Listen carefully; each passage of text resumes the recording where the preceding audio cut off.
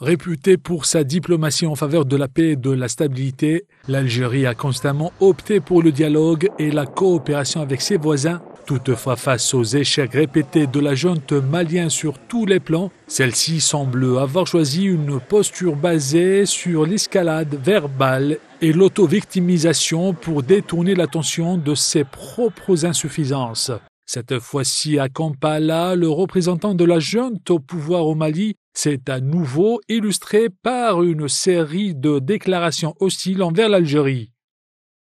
Cette junte qui ne peut et qui n'a aucun pouvoir sur le territoire, à peine un petit territoire autour de Bamako et encore, tout le pays est entre les mains de groupes terroristes et entre les mains des groupes du crime organisé et par conséquent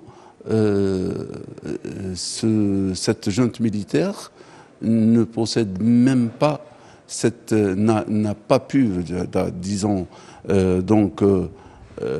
maîtriser la situation au Mali du moment qu'elle vassale auprès d'un autre pays vassal. Et entre autres, elle navigue à vue. Elle ne sait même pas ce qui se passe à l'intérieur du Mali même.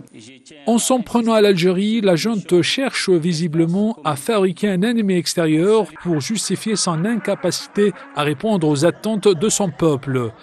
Cette junte militaire exerce plutôt une façon d'exporter ces problèmes à l'extérieur et gérer la crise en créant d'autres crises. D'abord, on a vu qu'elle s'est attaquée à l'Algérie au Conseil, à l'Assemblée générale, mais aussi récemment lors de la réunion des pays non alignés.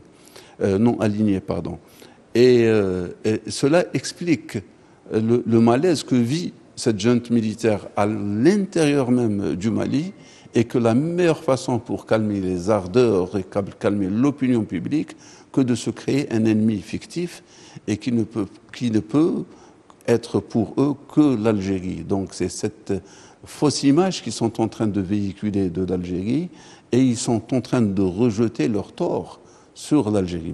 Face à ces allégations, Alger maintient sa position ferme, rappelant son attachement au respect du droit international, à la légitimité des institutions et à la résolution pacifique des différends.